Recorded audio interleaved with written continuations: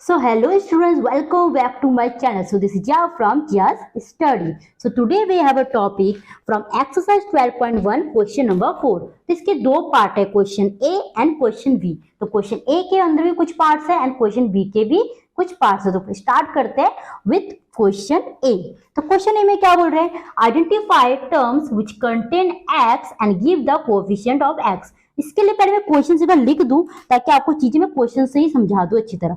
तो question is y square x plus wait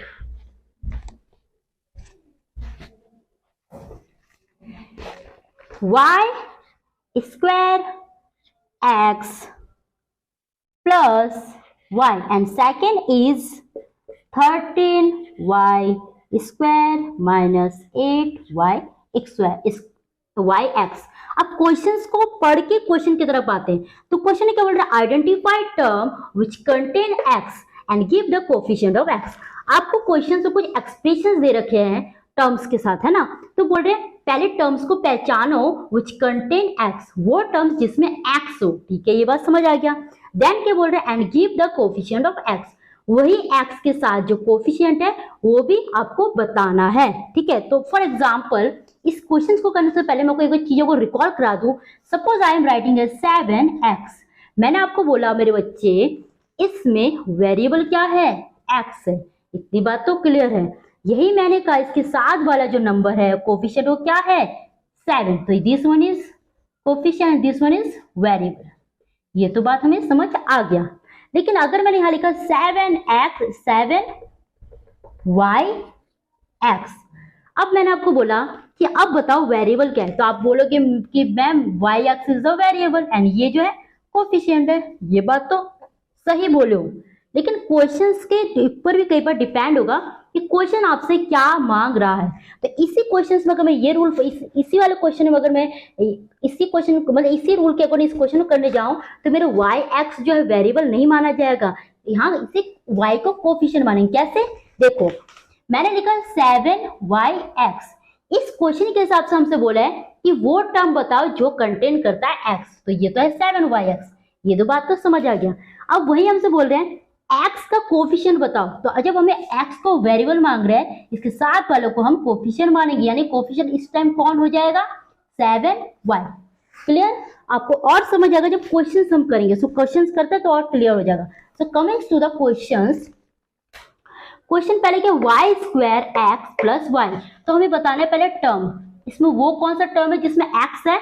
वो ये वाला है y स्क्वायर x. और y वाला नहीं, सिर्फ x वाला पता लगाना. ठीक है, अब इसी में हमें बताना है कोएफिशिएंट. ठीक है जी.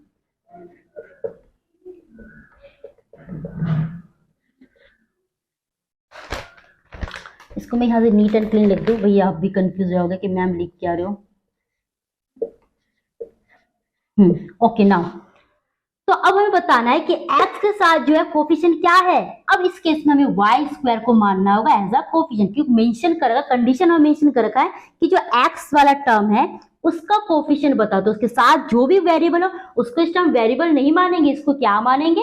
कोएफिशिएंट. तो करते हैं क्वेश्चन और भी ताकि आपको दिक्कत ना हो. So next is 13y square minus 8y(x).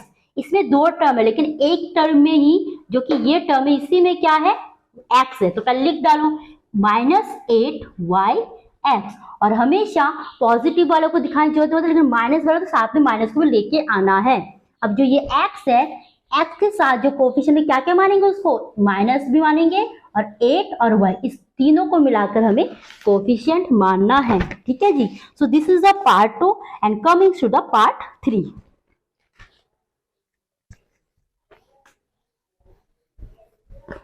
मुझे इस टर्म्स को नहीं मिटाना था, टर्म्स को यहाँ लिख देना चाहिए.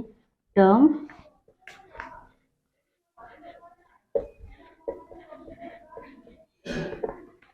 so part 3 we have is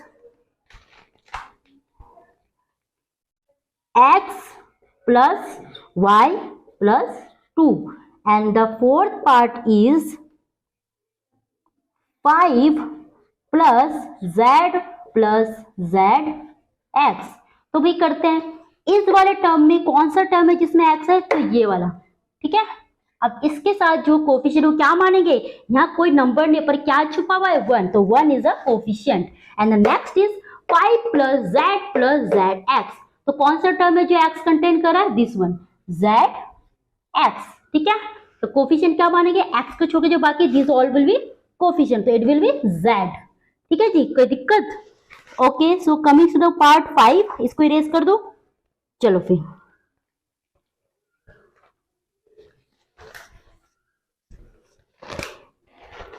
part 5 we have is 1 plus x y, and part 6 is 12x y square plus 25। तो मेरे बच्चे इस वाले टर्म में कितने टर्म्स है, 1 2 3, तो इसमें कितने टर्म्स है जिसमें x है, ये वाला term, and here is x y. तो आपको मैं एक चीज समझा दूं, हमेशा एक्स का कोशिश करना है राइट हैंड में रखने को, तो इसको आप डिस्प्लेस कर दो, मतलब एक्स वाई को वाई एक्स भी बना सकते हो, कोई दिक्कत नहीं होने वाला। मतलब क्यों, एक्स को अगर मल्टीप्लाई हो वाई से तो भी तो एक्स वाई आ रहा है, वाई को मल्टीप्लाई हो एक्स तो भी तो एक्स वाई आ रहा है, बात तो सेम ही है, ठीक है। तो यू कैन डिस्प्लेस, जगह चेंज कर सकते हो। तो वाई एक्स हो गया। अब कोफिशिएंट के एक्स का जब कोई नंबर नहीं दो तो क्या छुपा हुआ है, 1, तो हेयर लिखेंगे हम 1, और ये एक्स के साथ क्या है, अब इस वेरिएबल को भी हम कोफिशिएंट मानेंगे, तो ये विल बी वाई, ठीक है। तो next is 12x y square plus 25, तो इसमें कौन सा टर्म है जिसमें एक्स है, दिस वन। तो मेरे बच्चे इसको हम डिस्प्लेस कर सकते हैं, यस, 12y स्क्वायर एक्स लिख सकते हो, कोई दिक्कत नहीं है। अब इस वाले को अगर हमने वेरिएबल माना है, इसके साथ वाला सब क्या है, कोफिशिएंट, तो क्या मानेंगे, 12y square is the coefficient, ठीक है, कोई दिक्कत। So coming to the part 7,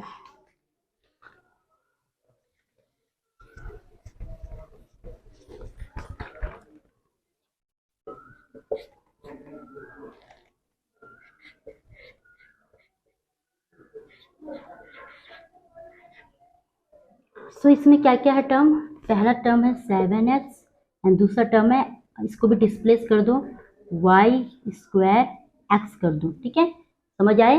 अब इसके कोफिशिएंट हो, एक्स का कोफिशिएंट क्या है 7, एक्स का कोफिशिएंट क्या है वाई स्क्वायर, ठीक है जी। तो ये था पार्ट 7, क्वेश्चन नंबर 4 का ए पार्ट का। Coming to the question number 4 का ही पार्ट बी में ऑन नेक्स्ट का पार्ट बी। तो पार्ट बी में क्या बोल रहे हैं, identify terms which contain y square. अब हमें वो टर्म पता लगाना है जो क्या करता है, जो क्या कंटेन करता है, y स्क्वायर। साथ ही हमें बताना है give the coefficient of y square, उसी y स्क्वायर के कोफिशिएंट को ही पता लगाना है। तो भाई इसके क्वेश्चंस क्या हैं, पहले क्वेश्चंस लिखते हैं फटाफट, first part, second part and the third part. तो फर्स्ट पार्ट में हमारा है 8 minus x y square, and the second is 5 y square plus 7x, and the third is 2x square y plus 20। ओहो ये लंबा, काफी लंबा क्वेश्चन है, रुको देखते हैं। माइनस, हाँ minus, minus 15x y square plus 7y square, now is okay. इसमें टर्म्स लिख दो, यहाँ कोफिशिएंट लिखते हैं। तो करते हैं फर्स्ट क्वेश्चन। फर्स्ट क्वेश्चन है 8 माइनस एक्स वाई स्क्वायर, इस टर्म में वाई स्क्वायर कौन कंटेन कर रहा है, दिस वन, क्या लिखेंगे, माइनस एक्स वाई स्क्वायर। तो कोफिशिएंट क्या होगा, वाई स्क्वायर को छोड़ के बाकी सारे क्या है कोफिशिएंट, क्योंकि हमें आप कंडीशन मेंशन कर रखा है कि वाई स्क्वायर को ही हम वेरिएबल मानेंगे, है ना। तो क्या लिखेंगे, minus x. Next is 5y square plus 7x, इसमें कौन सा है जो y स्क्वायर कंटेन कर रहा है, दिस वन, तो ये लिख दो 5y स्क्वायर। तो y स्क्वायर का कोफिशिएंट क्या है 5, ठीक है। Next is 2x square y minus 15x y square plus 7y square, तो लिखो यहाँ पे minus 15x y square and 7y square, ठीक है। तो इस y स्क्वायर के साथ जो कोफिशिएंट क्या मानेंगे, minus 15x and here is 7, बस क्लियर, कोई दिक्कत। तो ये था इसी के पार्ट 3 पार्ट बी के तीन ही पार्ट थे, 1 2 3 which we have covered. So coming to the next class for question number 5. Thank you and have a great day.